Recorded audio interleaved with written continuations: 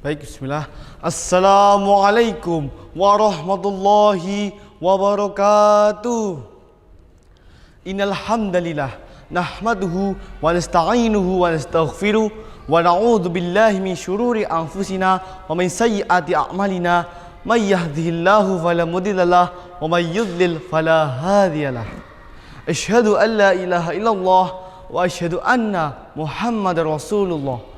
Allahumma salli wa sallim ala nabiyyina Muhammadin wa ala alihi wa ashabi ajma'in, amma ba'du. Yang kami hormati juri lomba pidato pelajar Muhammadiyah Banjarnegara serta rekan-rekan peserta yang kami hormati dan yang kami banggakan. Pertama-tama dan yang paling utama, marilah kita panjatkan puja dan puji syukur kita atas kehadirat Allah Subhanahu wa taala dengan mengucapkan lafal alhamdulillahirabbil alamin. Berkat limpahan nikmat darinya, kita dapat menjalankan aktivitas dengan baik dan tanpa halangan suatu apapun. Salawat serta salam senantiasa kita curahkan kepada junjungan kita Nabi besar Muhammad sallallahu alaihi wasallam, Nabi yang akan kita nantikan syafaatnya di hari kiamat kelak. Hadirin sekalian, Islam adalah agama yang sempurna. Islam tidak hanya mengatur hubungan kita dengan Sang Pencipta atau dalam bahasa Islam disebut hablum minallah, tetapi Islam juga mengatur hubungan kita dengan sesama manusia atau dalam bahasa lain juga disebutkan hablum minan nas. Dalam hablum minan nas atau hubungan kita dengan manusia yang lain terdapat banyak sekali aspek. Di antaranya yaitu saling menghormati, saling menghargai, dan saling menyayangi. Inti dari hubungan sosial ini adalah akhlakul karimah atau budi pekerti yang mulia. Akhlakul karimah terhadap sesama bukan hanya sekedar formalitas atau etika sosial biasa, melainkan ini adalah manifestasi keimanan yang nyata.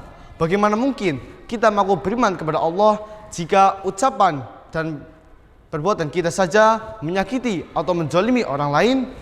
Allah Subhanahu wa taala telah menegaskan kepada kita untuk bertutur kata yang baik kepada sesama manusia.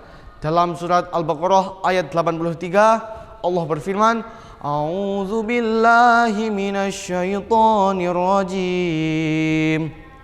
Bismillahirrahmanirrahim. La ta'buduna illallah wa bil walidaini ihsana wa dzil qurba wal yatama wal masakin wa qulu linnasi husna. Shadaqallahul azim. Yang artinya, janganlah engkau menyembah selain Allah dan berbuatlah baik kepada kedua orang tua, kerabat, anak-anak yatim dan orang-orang miskin, serta bertutur katalah yang baik kepada sesama manusia. Quran surat Al-Baqarah ayat 83. Ayat ini adalah pondasi berkata baik, jujur, sopan, menghindari caci maki dan ghibah atau mengucapkan segala sesuatu yang dapat menyakiti hati. Ini adalah perintah langsung dari Allah. Perintah langsung dari Allah. Berkata baik adalah sedekah yang paling murah dan yang paling mudah. Ia bisa meredakan hati yang panas, meredakan perselisihan, dan membangun jembatan persaudaraan. Selain memperhatikan yang boleh dan tidak boleh kita lakukan, kita juga harus mempertimbangkan situasi, kondisi, dan tempat. Sebagaimana disebutkan dalam kata mutiara bahasa Arab yang berbunyi likulli maqamin maqalun wa likulli maqalin maqamun, yang artinya tiap-tiap tempat ada katanya yang tepat dan tiap kata ada tempatnya yang tepat. Mengamalkan akhlakul karimah terhadap sesama itu merupakan kesempurnaan iman seseorang. Rasulullah Shallallahu Alaihi Wasallam sebagai manusia yang paling baik akhlaknya telah menegaskan secara jelas yang berbunyi, qala Rasulullah Shallallahu Alaihi Wasallam, akmalul muslimina imana ahsanuhum khuluqan. Yang artinya orang mukmin yang paling baik imannya adalah orang mukmin yang paling baik akhlaknya. Hadis riwayat At-Tirmidzi. Hadis ini menjelaskan bahwa ibadah ritual yang kita lakukan seperti puasa dan sholat harus termanifestasi dalam perilaku sehari-hari kita. Jika ibadah kita semakin membuat kita sombong, semakin mudah marah, dan semakin jauh dari sikap kasih sayang, maka perlu dipertanyakan kualitas keimanan kita. Iman yang sejati akan menghasilkan budi pekerti yang mulia. Lantas, apa saja sih wujud akhlakul karimah terhadap sesama? Yang pertama, yaitu pemaaf dan lapang dada. Belajarlah untuk memaafkan kesalahan orang lain. Menahan amarah saat dizalimi oleh orang lain itu merupakan puncak kekuatan, bukan kelemahan. Ingat.